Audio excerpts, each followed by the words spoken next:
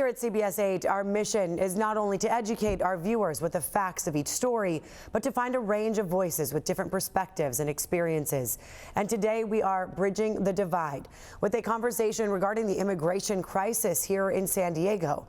According to County Supervisor Jim Desmond, more than 57,000 migrants have been dropped off in San Diego County in the last 3 months. Local nonprofits, city governments have been stepping up to try and help these migrants, but resources are running very low. So here to dive deeper into the controversy surrounding the immigration crisis, the influx of migrants, we have founder of Border Angels and executive director of Gente Unida, Enrique Morones, joining us, and along with principal attorney of Valdez and Associates, Esther Valdez Clayton. Thank you both for coming in and agreeing to share your thoughts on this issue. And now each of you will have the opportunity to briefly answer questions focused on key concerns about the immigration process. So let's begin by stating where you stand on our immigration crisis here. How do you think it's being handled in San Diego? Esther, we will begin with you. I think it's abhorrent what we've seen the last 3 years. Every single year of the Biden administration, we've seen 2 million migrant apprehensions. And we see it here locally. 57,000 migrants. I've met with many of them. Most are men from over 70 countries. They're coming here for economic viability that their countries cannot offer them.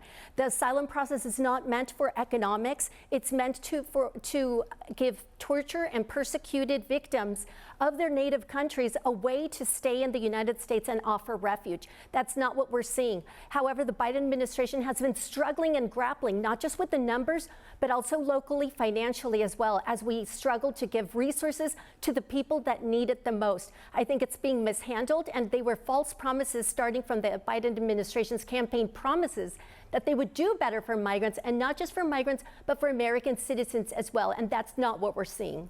Okay, now let's turn it over to Enrique. What's your stance? My stance is that we should have a humane treatment for these migrants. Most of them are not criminals, and they've been coming over the border for many decades.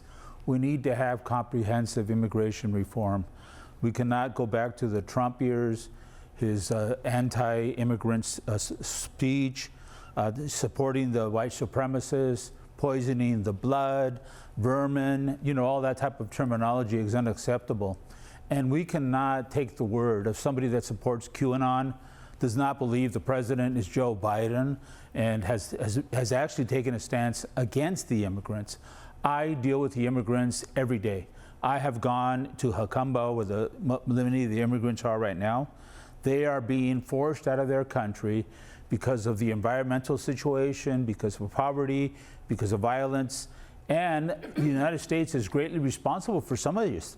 We only have 4.5% of the world's population, yet we use more than 30% of the natural resources of the world. We're the #1 per capita users of the illegal drugs, so it's a demand issue. And the situation is just a worldwide difficult situation in which we could do a lot more.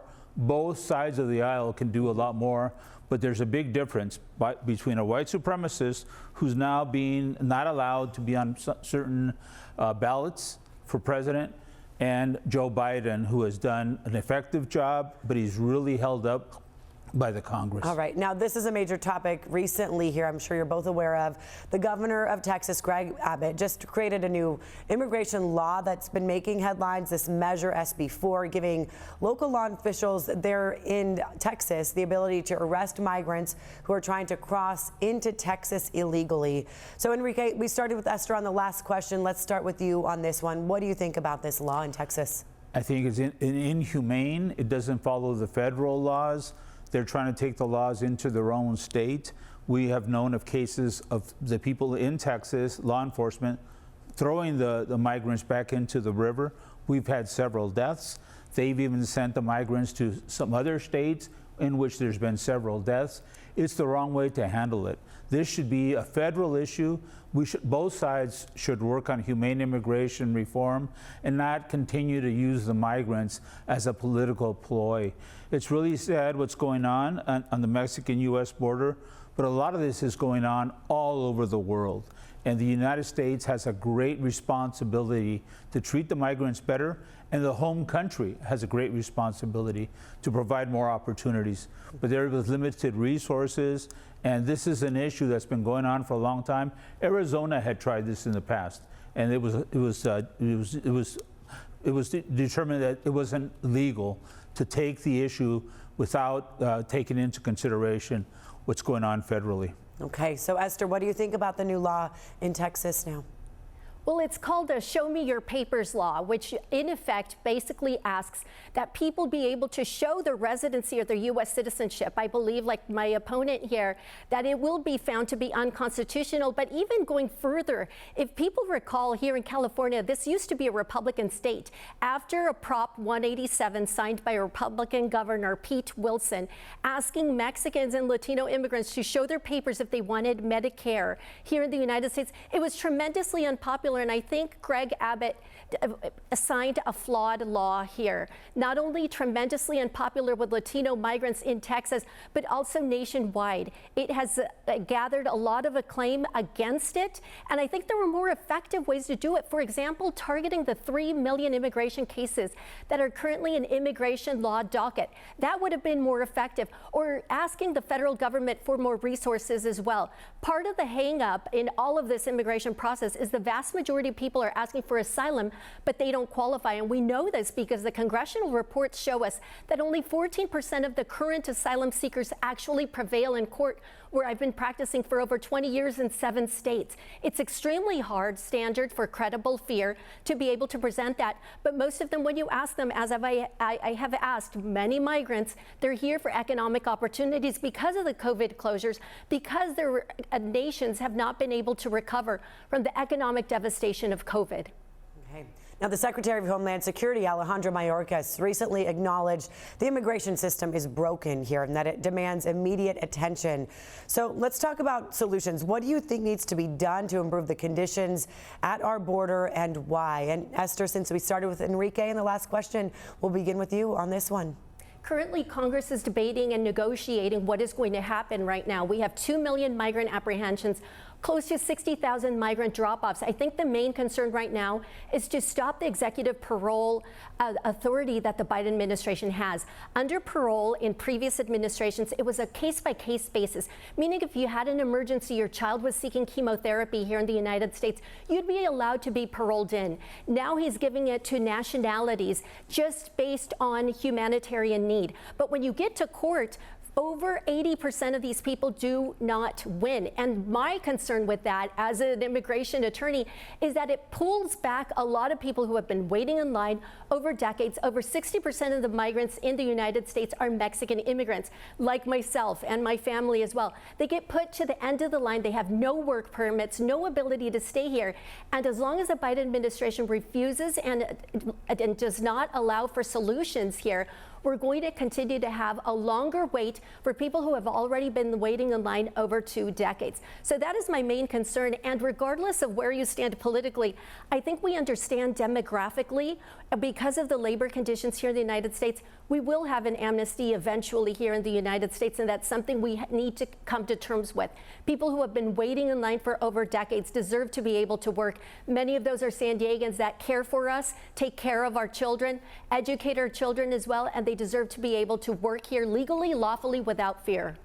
All right, Enrique, what do you think needs to be done to improve conditions here at our border? Well, first of all, we shouldn't have this show your papers law going into effect, because the last time that happened, it had a lot of racial profiling, especially with immigrants that are darker color. And we know that Trump is very racist, and he's supported that type of a law, even separating families and sending the kids or the parents back to the country they're from. This doesn't only happen with Mexico, it happens from countries all over the world. And speaking of countries all over the world, he calls them S-hole countries, poisoning the blood vermin, and so forth. This type of language is not acceptable. He is definitely not qualified to be president, as many, even Republicans, are now coming and stating. So it's really sad. What we should have is some sort of humane immigration reform. We've talked about it for decades. Both sides have proposed different ideas, but don't tie that into the aid for Ukraine or Israel. Just do it separately, and they could do that now. They should take the vote. We know the Congress is controlled by the Republicans, so it's doubtful it would pass, because we know the Democrats have been proposing this and have made many suggestions and have done a lot better with the migrants than the Republicans. When those families were separated and when those kids were killed while they were in custody and while they're being thrown back into the Rio Grande in Texas, that is not what this country is all about. Let's come back to the values of what the United States is all about. It's not perfect, but it's very, it has good policies in the past and some really bad policies. Let's go for the good policies and treat them in a humane manner. And now for both of you, if you have any final thoughts, anything you didn't have a chance to address, we'll start with you, Enrique. Sure. I would like to thank you for having us on and letting the public know the truth. We cannot have QAnon believers or people that deny that Biden is the president, people that think that Hillary's a pedophile. That is crazy. And I take what the Union Tribune has told me, that the personnel that's with me today, she claims, these things. She might say something different now, but the truth is she's a Latinas for Trump, and Trump is not qualified to be president. He's a very dangerous man, and he would put democracy at risk. He's a very authoritarian type of person, and he's somebody that supports the Proud Boys. And don't forget, we talked about the fact that attorneys, Rudy Giuliani. Just look at Rudy Giuliani. So being an attorney doesn't make you smarter or more compassionate.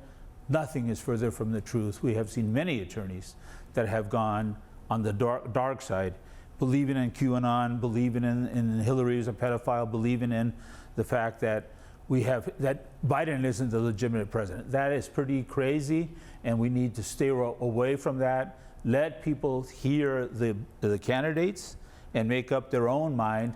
And the one who has the biggest voice is the migrants themselves. And now, Esther, your chance to share your final thoughts. Aside from all the fallacious lies that I've just heard, which are outrageous and unsubstantiated, the facts are what's happening right now at the border. We see it with our own eyes here in San Diego. Not only that, but the San Diego mayor is grappling with the economic distress that's being handled by a lot of the border businesses, that because of the closure of Ped West, because the agents are now being directed over to other areas to be able to process and manage and logistically administer the influx of migrants. This is the reality, and we don't have to deal with lies, and I won't even address the ridiculous lies that my opponent is saying right now, because what we need to do is focus on the migrants themselves and what immigration policy does. Immigration policy is always meant to benefit the host nation, and right now we have a demographic need, not just for the Army, not just for manufacturing, agriculture, or landscaping. We know that America needs young people right now to serve in the military, to serve in essential sectors in order to boost our economy that's lagging right now. In order to do that, we need over 2.1 pregnancies per capita per female right now in America in order to stop the demographic decline caused by Roe v. Wade. This is truly a Roe v. Wade problem, where 65 million Americans have died through abortion, and now we're reaping what we have sowed here in America, where we need laborers. In fact, probably the congressional negotiations that we'll see earlier this year will address those labor shortages. This isn't simply about humanitarian need. We want to be compassionate. We also want to be economically viable in this new era as well. All right, Esther, Enrique, thank you both very much for coming in to discuss these major concerns we have here. We appreciate your time this morning. Thank you. And now, here at CBS 8, we do strive to bring you balanced, informative coverage on major issues impacting our community. Thank you so much for tuning in to Bridging the Divide.